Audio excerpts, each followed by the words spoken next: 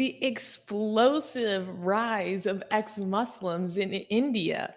The digital age has catalyzed a surging phenomenon of ex Muslims, particularly in India, where Muslims constitute a significant minority.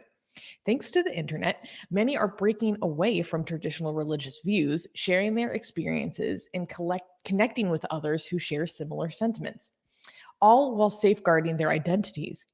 Initially more prominent in Western nations, where groups such as Faith Freedom International and the Council of Ex Muslims in Britain emerged, the rise of platforms like YouTube has amplified the voices of the Indian ex Muslims who discuss religious topics and engage in debates. In India, many ex Muslims, such as Kerala based E.A. Jabbar, and social media personalities like ex Muslim Sahil, Samir, Azad Ground, Zafar Heretic, Sachwala, and Faiz Alam, continue to gain prominence. Despite Muslim leaders downplaying the significance of this movement, its growth is undeniable, with prominent figures like Mariam Namazi likening the internet's impact on Islam to how the printing press revolutionized Christianity.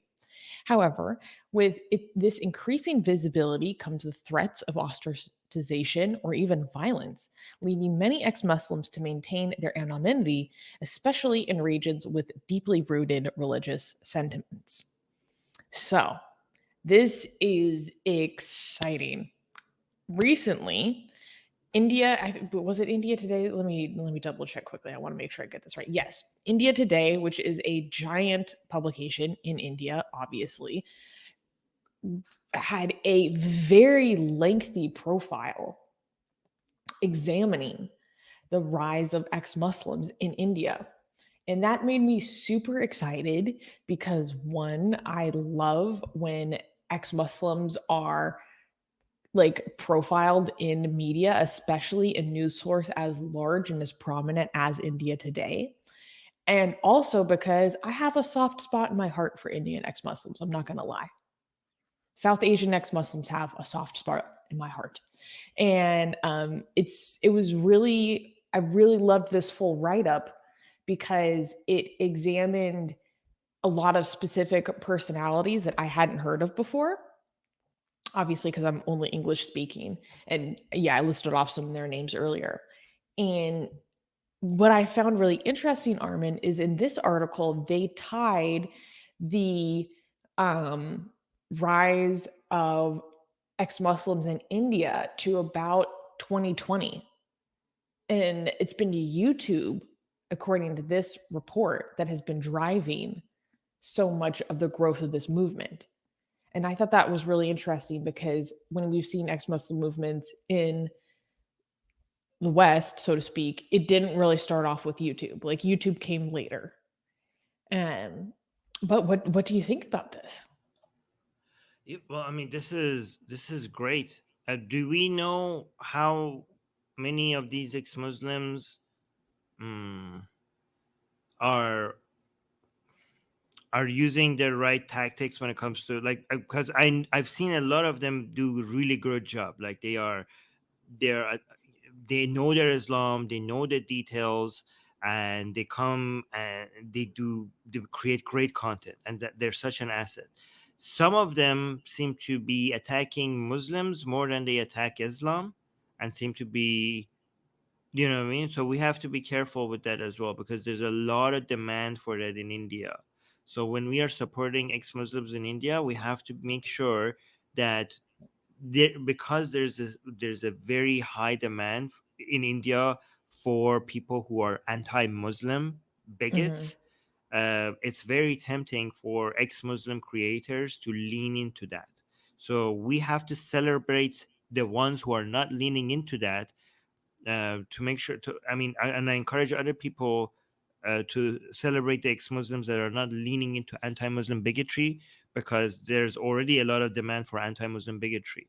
And I think like a lot of anti-Muslim bigots in India gave up on many ex-Muslims outside of India, because at Yeah. first they were very, very popular. Like a lot of Hindutva YouTube consumers were cheering on people like Apostate Prophet, like Harris Sultan, like Abdullah Samir, And then they realized, I'm so proud of all of them, because even though they had they could have built a massive audience on writing, writing on this anti-Muslim bigotry wave, they decided, like, no, you know they decided to lean into, to create content exposing Hinduism as well, and also a lot of anti-Muslim bigotry in India as well. And a lot of these anti-Muslim bigots in India were disappointed. They feel like betrayed.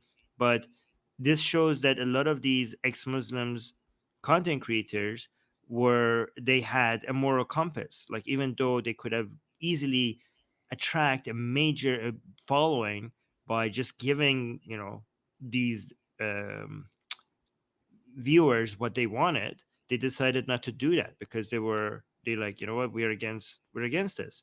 So a lot of these people in India, who are, again, not all Indians, okay, but let's be honest, in India there's a huge demand for this. Now they're turning inwards into their own Indian content creators for something like this. So I hope these ex-Muslims, most of them at least, are also not going to give in to that. And we have to find the ones that are not giving into that, and like highlight them and promote them, because we need that. We need Indian content creators that are focusing on Islam and embarrassing Islam and trying to.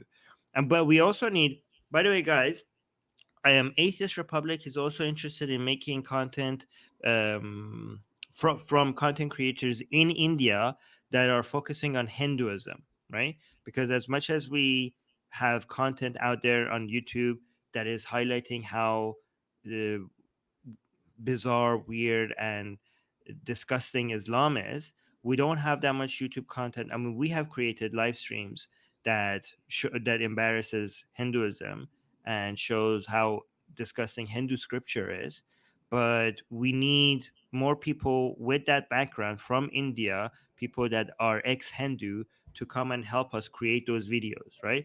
And if you want, because we already have made a platform, you could come join our team. Link is in the description to come join our team as a volunteer. And in exchange, if you have your own YouTube channel, or if your own blog or whatever you're doing, and you could help us make short videos that shows like how weird and disgusting the Manusmriti is, or the Vedas, or the Gita, how disgusting these scripture are. If you could come and help us, and how stupid they are, and how unscientific they are, and how bigoted they are, and how anti-woman they are.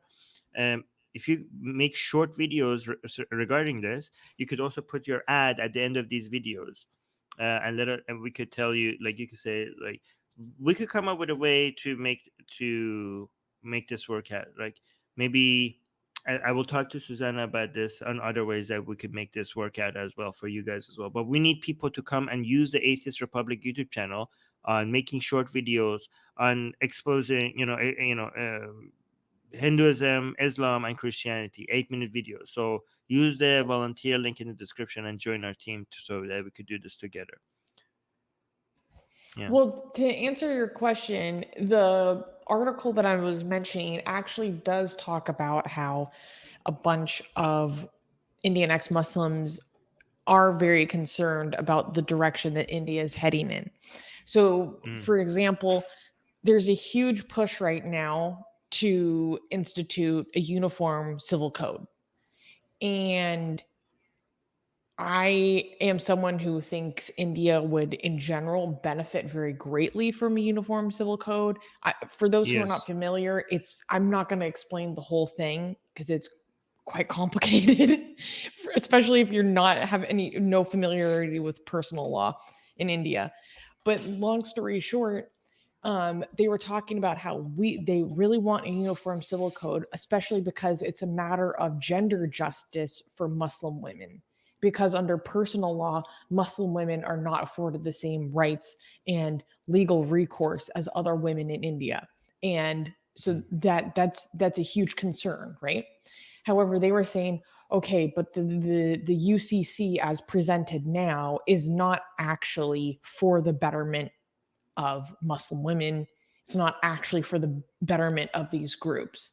And they're, at least I can't remember who they were interviewing for about this topic. I think it was maybe E.A. Jabbar, basically calling out like this is not actually about improving these people's quality of life and the legal rights afforded to them. This is more about Hindufa dominance.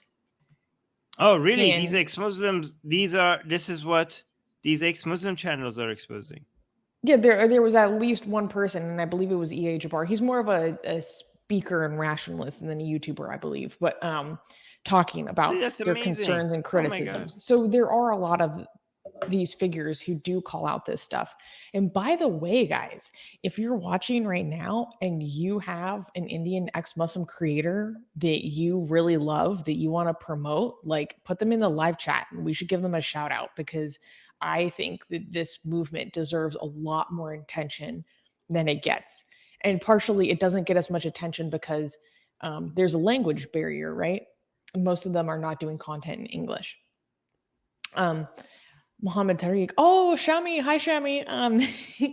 He's saying, I wonder if this rise can be beneficial for neighboring Pakistan and can influence secular growth there. Do you think that's a possibility, Yeah. Armin? Yes. I mean, a lot of people in Pakistan. I mean, a lot of these content creators are speaking in Urdu, aren't they? Some of them. Some of them. Yeah. Okay. Yeah, that's fantastic. A lot of that makes it accessible. That That's a actually good point. reminds me is that in this article, there was a lengthy profile of our friend Har Sultan. Oh, really? That's great. Yeah. When they were talking about the rise of ex-Muslims in India, there was like a section dedicated to like Pakistan as well.